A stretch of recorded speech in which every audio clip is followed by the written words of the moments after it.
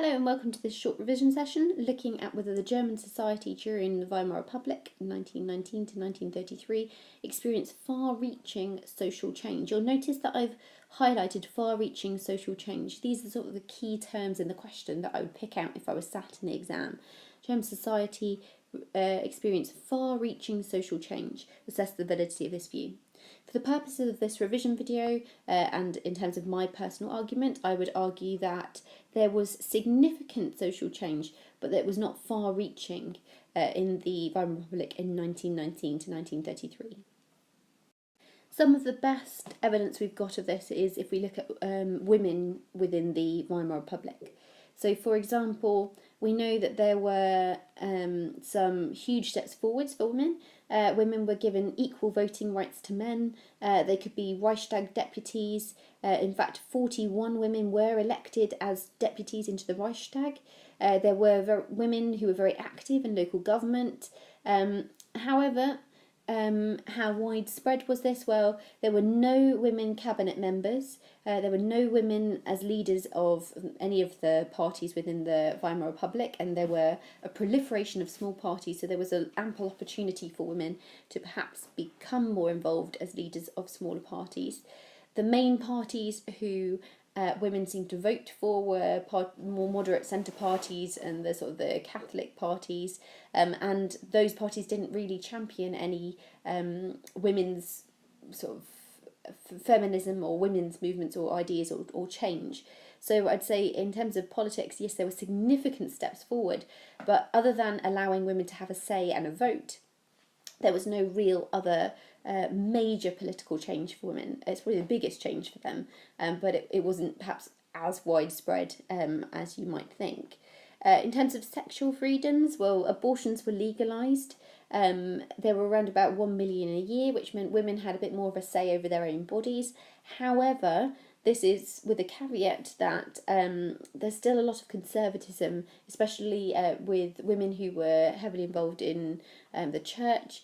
It was seen as something that you shouldn't be involved in or shouldn't do. So there were still around 10 to 12,000 deaths a year from backstreet abortions or sort of abortions from practitioners who weren't fully qualified to do so.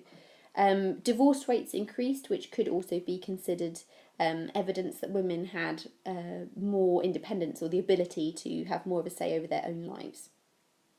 In terms of jobs and employment, there were around 10,000 women teachers, 3,000 women doctors by the end of the Weimar Republic in 1933. So women were in professions.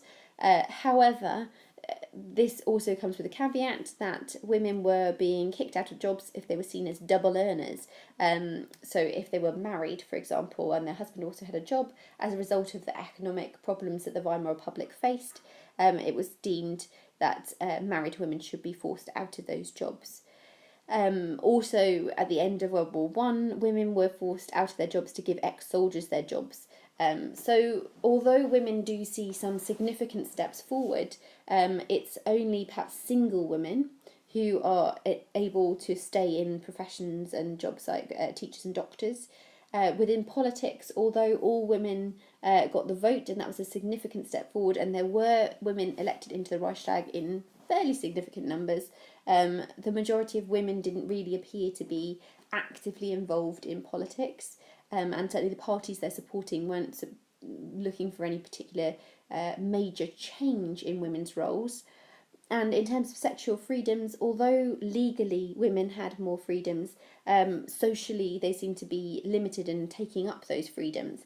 And therefore, I'd say, although it's significant social change, it's not perhaps wide-reaching. Similarly, if we look at young people, we can see there's significant change, social change, but perhaps not wide-reaching change. Largely, the groups mainly affected by social change within the Weimar Republic were the middle class. For example, youth groups, so a proliferation of youth groups, the Wandervogel, the church youth groups, political youth groups, all of these really mainly catered for middle class boys in particular, although church youth groups were for middle class boys and girls. The Bismarck Youth with 42,000 members, a political youth group, also mainly catered for the middle class. It's not solely the middle class who could be involved in these groups, but it tended to be more those that were involved. They would be involved in camping activities that took them outside of the cities, perhaps on holidays for the first time. So lots of new experiences, new skills that they might be learning. But although it's significant change and new opportunities, it's certainly not far-reaching.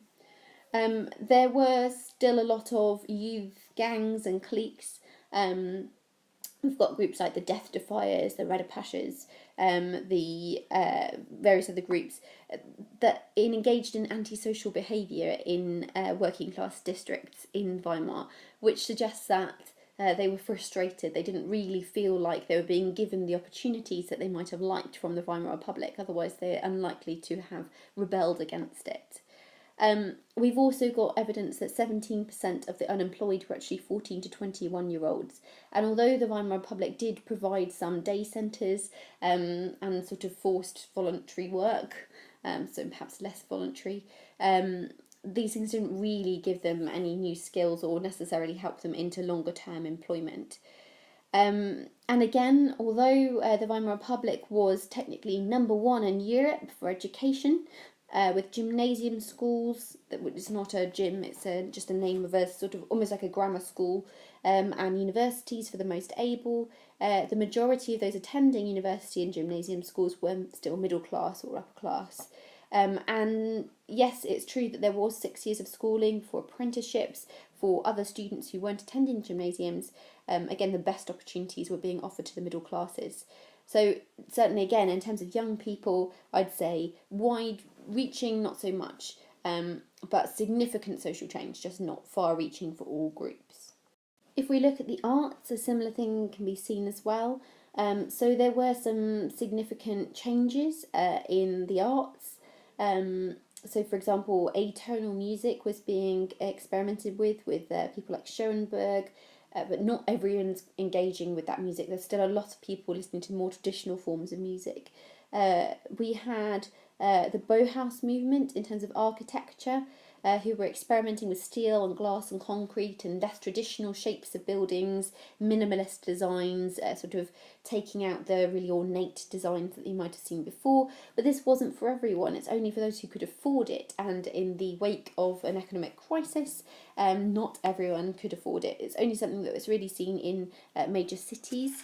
Berlin's nightclubs, there's major changes in terms of nightlife within cities, again, in particular Berlin. So the gay, lesbian and transsexual communities felt that they no longer had to conceal their sexual identities here. We've got famous clubs like El Dorado, for example, which welcomed people from all backgrounds. We've seen things like American jazz and black musicians being welcomed into Berlin's nightlife. However, this wasn't something that was typical all over Germany. It was limited really to cities like Berlin. There was a lot of conservatism and contempt, especially from older generations who felt like Germany's traditional culture was under attack and didn't support this new culture that was being developed. We did have things like we had theatre also seeing changes in culture. The Threepenny Opera was a very famous piece of theatre which involved lots of political satire. It treated the middle class as villains. It was questioning the old sort of state of power, if you like, which is a big step forward. It's a really big social change. Previously, that structure of power hadn't really been questioned. However, again, not everyone would have been able to attend such theatre productions. So in terms of the arts, yes, there's some significant changes in culture. There's certainly some more freedoms than there had been before, but there was still a lot of conservatism. Not everyone outside of cities would be able to take part in this new culture or the new opportunities that it was providing, and there was still a lot of censorship of new plays and theatre and cinema as well. So significant but not wide-reaching change. And finally, if we look at the Jewish population in the Weimar Republic, we do actually see some significant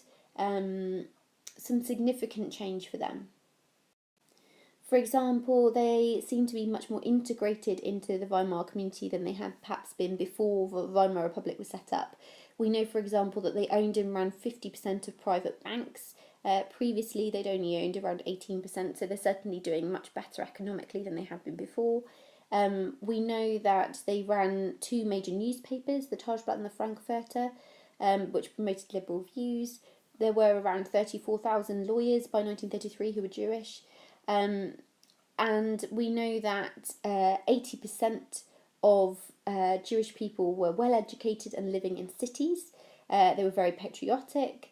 A quarter of all the Nobel Peace Prizes offered to Germany in the period of the Weimar Republic were awarded to Jews. For example, Einstein, being a very famous physicist, who was awarded the Nobel Peace Prize for his physics or for science. However, there are some limitations to the change that was being seen.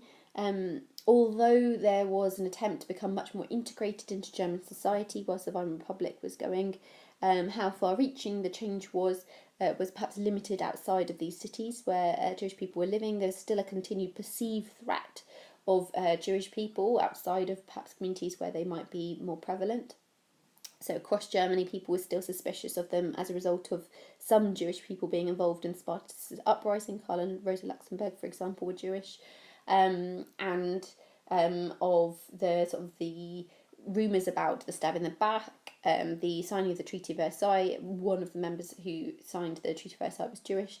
And there was also limited acceptance as a result of some scandals. So, for example, the Barmat scandal of 1925, it was a highly publicised court case where some Polish Jewish immigrants were involved in forcing people to give them loans, using bribes and various other things like that, which landed them in jail for around 11 months. And it caused proliferation of the idea, perhaps outside of these cities where Jewish people had been more integrated, that Jewish people were not to be trusted.